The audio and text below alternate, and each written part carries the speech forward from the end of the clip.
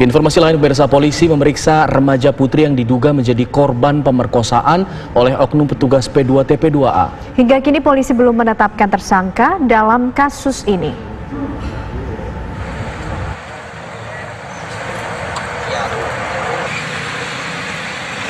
Pemeriksaan terhadap NP dilakukan oleh Unit Perlindungan Perempuan dan Anak, Subdit 4 Direktorat Kriminal Umum Polda Lampung. Remaja putri berusia 14 tahun itu diduga menjadi korban pemerkosaan oleh oknum petugas Lembaga Pelayanan Terpadu Pemberdayaan Perempuan dan Anak P2TP2A Lampung Timur.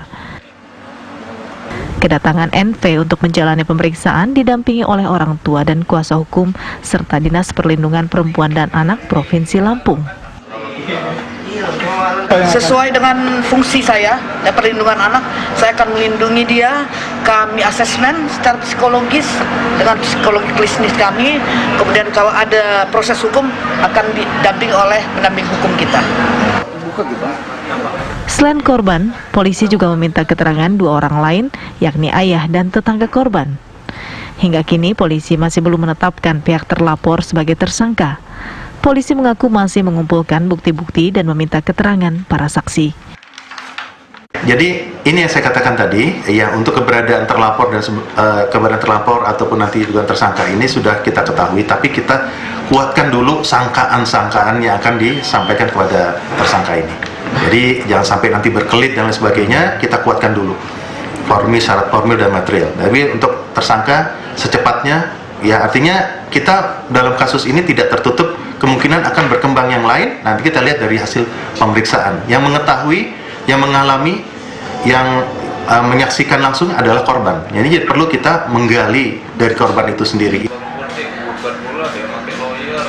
Kasus ini bermula saat NP yang merupakan remaja putri asal Wai Jepara, Kabupaten Lampung Timur, menceritakan kasus pemerkosaan yang dialaminya kepada keluarganya.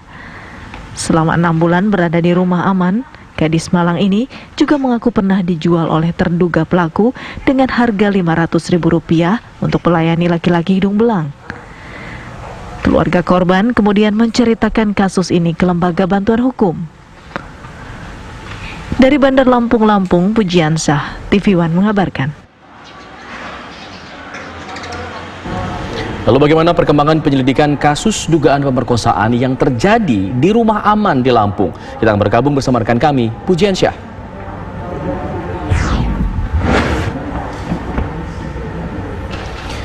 Puji, apa alasan kepolisian belum juga menetapkan tersangka dalam kasus ini?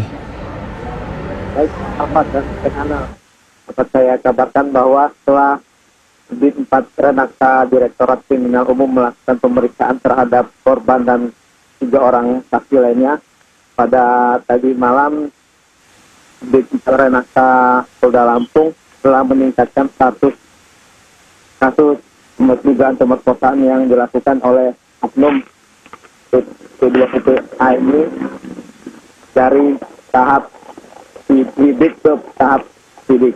Peningkatan status ini dilakukan setelah tim Subdit 4 Renakta Polda Lampung melakukan gelar perkara pada tadi malam. Pihak kepolisian telah memeriksa korban pada kemarin dari pukul 9 hingga pukul 15 sore hari. Korban dan 3 orang saksi lainnya yang merupakan ayah dan tetangga korban menjalani pemeriksaan dengan 30 pertanyaan yang diajukan oleh tim penyidik Alfat dan Anas. Lalu saat ini bagaimana kondisi korban sendiri, Puji? Adakah kemudian bimbingan ataupun pendampingan yang diberikan kepada korban dalam proses ini? Baik, Anas. Pada pemeriksaan kemarin, korban mendapatkan pendampingan dari Pusat Pelayanan Perempuan dan Anak Provinsi Lampung, dan saat ini korban berada di rumah aman dari Dinas Perlindungan Perempuan dan Anak Provinsi Lampung yang berada di Kota Bandar Lampung. Saat ini korban menjalani pemeriksaan kesehatan dan psikis dari tim rumah aman yang ada di Provinsi Lampung. Ya, sebelumnya disebutkan juga saksi korban menjalani proses visum. Apakah sudah ada hasilnya dan sudah terbukti bahwa dirinya menjadi korban pemerkosaan atau seperti apa? Baik, Alfat. Saat ini pihak kepolisian Polda Lampung masih menunggu hasil visum yang dilakukan oleh korban pada hari Minggu kemarin. Tim kepolisian juga telah mengamankan beberapa barang bukti dari perkara ini dan saat ini masih menunggu hasil visum dari Rumah Sakit Umum Abdul Muluk yang dilakukan pada hari Minggu kemarin usai korban dan keluarga serta kuasa hukum melaporkan peristiwa ini ke Polda Lampung. Lalu bagaimana dengan pemeriksaan terhadap terduga pelaku sendiri, Puji? Baik, Subdit 4 Direktorat Kriminal Umum sudah akan merencanakan pemanggilan terhadap korban, terhadap pelaku yang masih berada di Provinsi Lampung. Tim penyidik akan segera memanggil terduga pelaku ke Polda Lampung dalam beberapa hari mendatang. Baik, Pujiansyah mengabarkan langsung dari Bandar Lampung, Provinsi Lampung. Kita akan tunggu perkembangannya termasuk hasil visum yang kita masih tunggu. Pemirsa, seorang anak yang sedang menjalani pemulihan pasca trauma pemerkosaan menjadi korban pemerkosaan lagi saat dititipkan di rumah aman P2TP2A Lampung Timur. Kementerian PPPA memastikan kasus ini diusut tuntas dan pelaku ditindak tegas.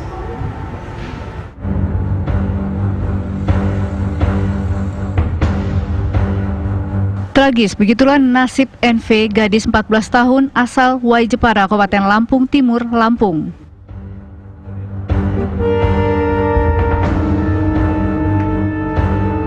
Alih-alih dititipkan ke Lembaga Pelayanan Terpadu Pemberdayaan Perempuan dan Anak P2TP2A, setelah mengalami pemerkosaan oleh pamannya yang divonis hukuman penjara 13 tahun, NV justru kembali diduga menjadi korban kekerasan seksual oleh seorang pengurus P2TP2A Kabupaten Lampung berinisial DAS.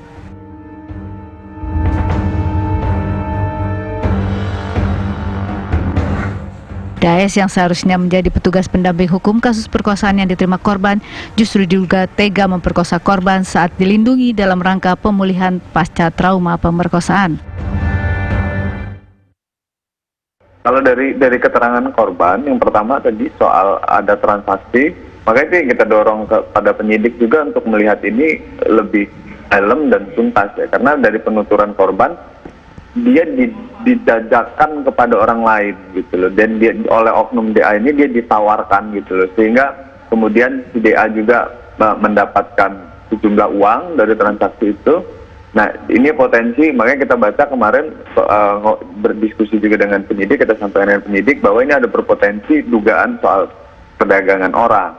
Nah maka itu yang kemudian tidak hanya lepas dari kekerasannya, tapi ini kita lihat lagi kalau penuturan korban juga, tapi ini belum bisa kita ungkap siapa korban baik inisialnya, karena si korban belum tidak mengenal siapa saja orang-orang yang berpotensi menjadi korban lain. Tapi kalau penuturan korban dimungkinkan ada korban lain.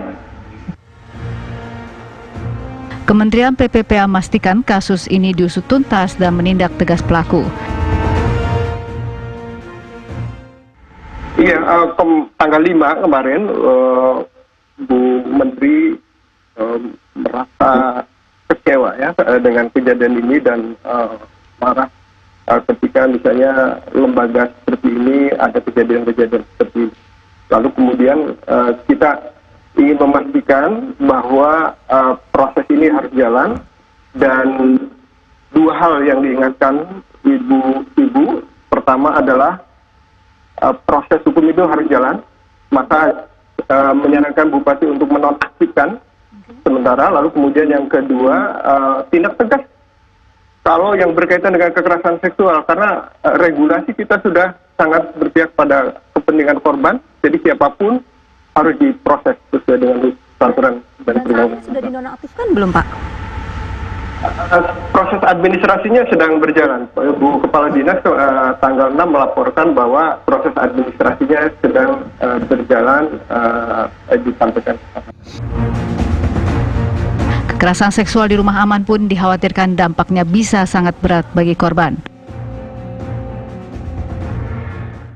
Iya, mesti trauma healing, tapi sekali lagi ini tidak semudah apa yang dikatakan gitu. Jadi untuk tahap pertama yang paling penting perlu diberikan sekarang adalah kebutuhan akan rasa aman. karena ini anak kan lagi nggak aman gitu. Kebutuhan akan rasa aman yang benar-benar dari orang-orang yang terpercaya gitu. Nah setelah itu baru kita kita assess juga seberapa dia mengalami trauma, seberapa parah gitu. Terus hal-hal dari fungsi keseharian apanya yang terganggu, itu yang kita perlu tahu dulu, dan kemudian ya perlu yang pasti menjalani terapi trauma healing. Tim Tihuan mengabarkan.